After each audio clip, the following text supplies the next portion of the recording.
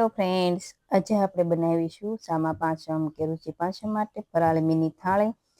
તો તમે રાજગરાની પૂરી તો બહુ જ બનાવી છે અને ખાધી પણ હશે.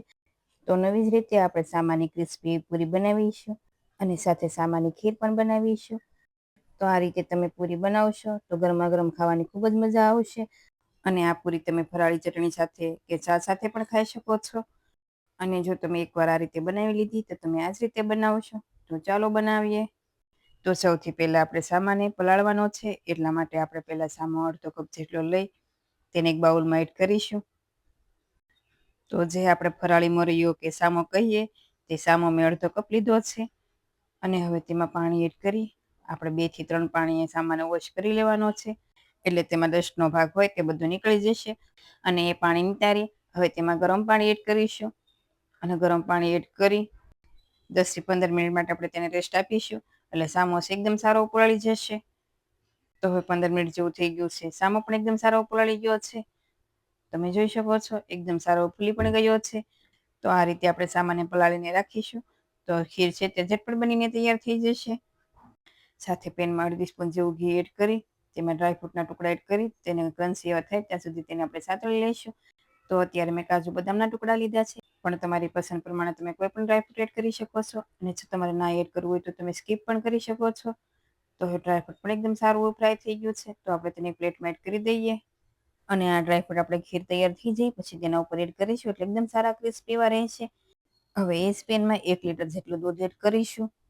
તો આ દૂધના માપથી તમે 4 થી 5 લોકોને ખીર સર્વ કરી શકો છો.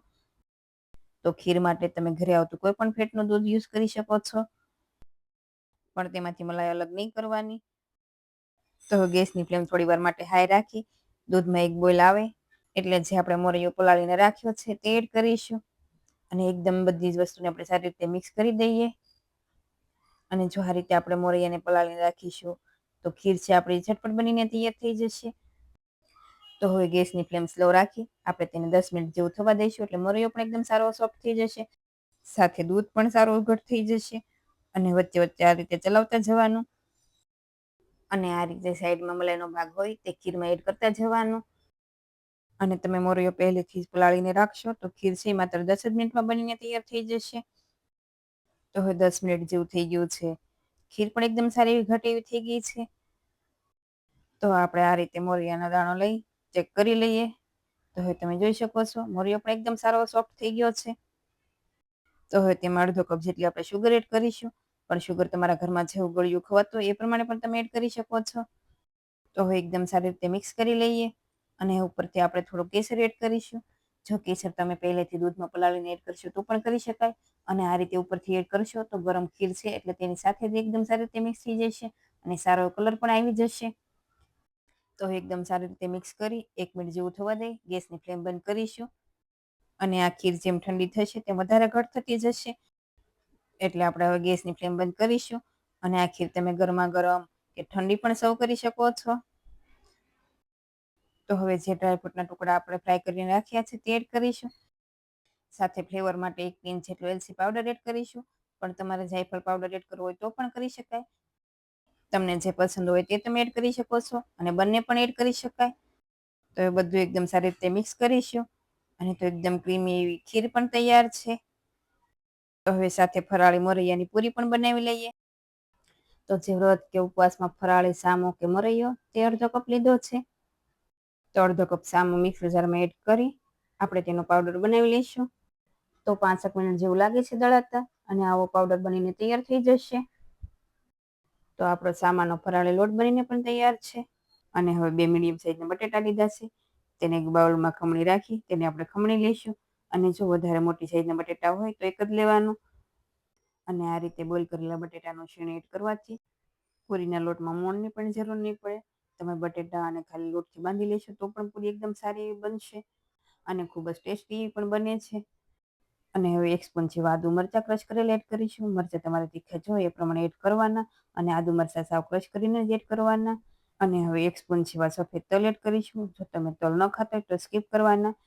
સાથે લીલા ધાણા સાવ ઝીણા કટ કરીને એડ કરવાના. અને 1 પિંચ જેટલું લાલ મરચું પાવડર એડ કર્યું છે. પણ તમારે બેલેન્સ કરીને એડ કરવાનું કેમ કે આપણે લીલા મરચાં પણ એડ કર્યા છે. તો હવે સ્વાદ પ્રમાણે નમક, સાથે અડધી સ્પૂન જેવું ધાણા જીરું પાવડર એડ કરીશું. અને આમાં જો તમે વ્રત કે ઉપવાસમાં અમુક મસાલા ન ખાતા હોય તો તમારે સ્કીપ કરવાના. અને હવે એકદમ સારી રીતે મસાલાને આપણે મિક્સ કરી લઈએ. અને આ રીતે એકદમ સારી રીતે મિક્સ થઈ જાય એટલે આપણે જે સામાનો પાવડર બનાવ્યો છે તે એડ કરીશું.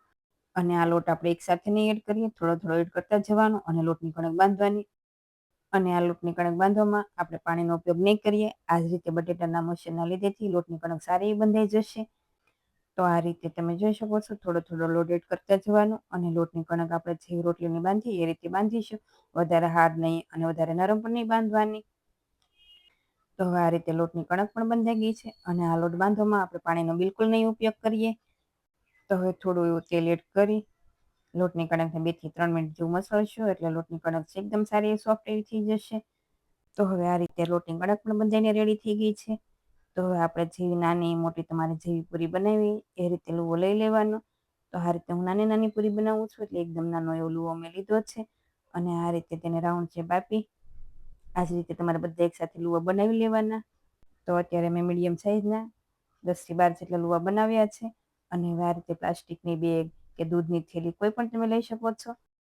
તો પ્લાસ્ટિકની બેગ ઉપર આપણે થોડું તેલ ગ્રીસ કરી દઈશું એટલે પૂરી છે બિલકુલ ચીપકશે નહીં. અને આ પૂરી આપણે એકસાથે બધી વણી નહીં લઈએ, થોડી થોડી વણતા જવાની અને તેને તળતા જવાની છે. તો આ રીતે લુવો મૂકી વાટકાથી આ રીતે પ્રેસ કરવાનું, વધારે પ્રેસ નહીં કરવાનું. આ રીતે હળવો એવું પ્રેસ કરીશું એટલે પૂરી છે વણાઈ જશે. અને જો તમારે વેલણથી વણવી હોય તો પણ આ રીતે હળવા હાથે વણવાની. અને આ જ રીતે તમારે બધી પૂરી છે તે બનાવી લેવાની. અને આ પૂરી બિલકુલ પતલી નહીં કરીએ, થોડી થીકી રહે એ રીતે જ રાખવાની છે. અને પૂરીમાં થોડી ક્રેક પણ રહેશે, પણ તો પણ પૂરી ફૂલશે જ તે અને એકદમ સારી એવી બનશે. તો આવી રીતે થીકી પૂરી બનાવી લેવાની. હું તમને બતાવું તો જો આવી ક્રેક રહેશે તો પણ તમારે પૂરી બધી જ ફૂલશે. અને આ રીતે આપણે થીકી પૂરી વણી લેવાની. અને આ લોટની કણક બાંધો ત્યારે ખાસ ધ્યાન રાખવાનું કે સાવ નરમ ન થઈ જવો જોઈએ. અને રોટલીની આપણે કણક બાંધીએ એ રીતનો લોટ હોવો જોઈએ. સાથે હું તમને બીજી રીત પણ બતાવું. જો આ રીતે તમે પ્લાસ્ટિકની બેગમાં મૂકી આ રીતે હાથેથી થેપી લેશો તો પણ પૂરી એકદમ સારી એવી બનીને તૈયાર થઈ જશે અને ઝટપટ પણ બની જશે. સાથે તેલ પણ ગરમ કરવા મૂકી દીધું છે. તો તેમાં એક ટુકડો લોટનો એડ કરી આ રીતે ચેક કરી લેવાનું. લોટનો ટુકડો તેની જાતે જ ઉપર આવી જાય એટલે આપણું તેલ છે પરફેક્ટ એવું ગરમ થઈ ગયું છે.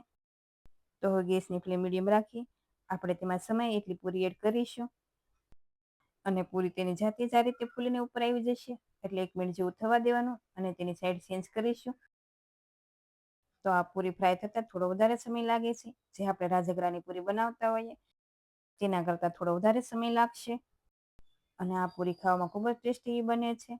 અને આ રીતે 1 થી 2 વાર પલટાવશો અને થોડી આસો ગોલ્ડન બ્રાઉન જેવી થાય અને થોડી એવી ક્રિસ્પી એવી થાય ત્યાં સુધી આપણે તેને ફ્રાય થવા દઈશું. તો પૂરી પણ બંને સાઈડથી આસો ગોલ્ડન બ્રાઉન જેવી થઈ ગઈ છે, તમે જોઈ શકો છો. તો આ જ રીતે તમારે બધી પૂરી છે તે તળી લેવાની. આ પૂરીમાં બિલકુલ તેલ પણ નહીં રહે અને એકદમ ડ્રાય એવી બનશે. તો પૂરી પણ તૈયાર છે, સાથે ખીર પણ તૈયાર છે. તો આપણે પૂરીને ગરમા ગરમ સર્વ કરીશું. આ પૂરી ગરમા ગરમ ખૂબ જ ટેસ્ટી એવી લાગે છે. સાથે ખીર પણ નોર્મલ એવી ઠંડી થઈ ગઈ છે. તો આપણે તેને સર્વ કરીશું. અને આ ખીર નોર્મલી ગરમ પણ સારી લાગે અને તમારે ઠંડી સર્વ કરવી હોય તો પણ કરી શકાય. અને હવે તેના ઉપર આપણે થોડા ડ્રાયફ્રૂટના ટુકડા એડ કરીશું. તો એકદમ ટેસ્ટી એવી ક્રીમી એવી ખીર પણ તૈયાર છે. તો ગરમા ગરમ પૂરી સાથે આપણે તેને સર્વ કરીશું. આ પૂરીને તમે ફરાળી ચટણી કે દહીં સાથે પણ સર્વ કરી શકો છો તો પણ ખૂબ જ ટેસ્ટી લાગે છે. તો તમે આ રીતે ક્યારેય પૂરી ના બનાવી હોય તો એકવાર જરૂરથી બનાવજો અને મને કમેન્ટમાં કહેજો કે તમને આ રેસીપી કેવી લાગી. અને જો રેસીપીઓ ગમતી હોય તો વિડીયોને લાઇક કરજો, શેર કરજો અને મારી ચેનલને સબસ્ક્રાઈબ કરજો. અને આવી જ નવી રેસીપીઓ જોવા માટે બેલ આઇકન પ્રેસ કરજો. Thank you for watching.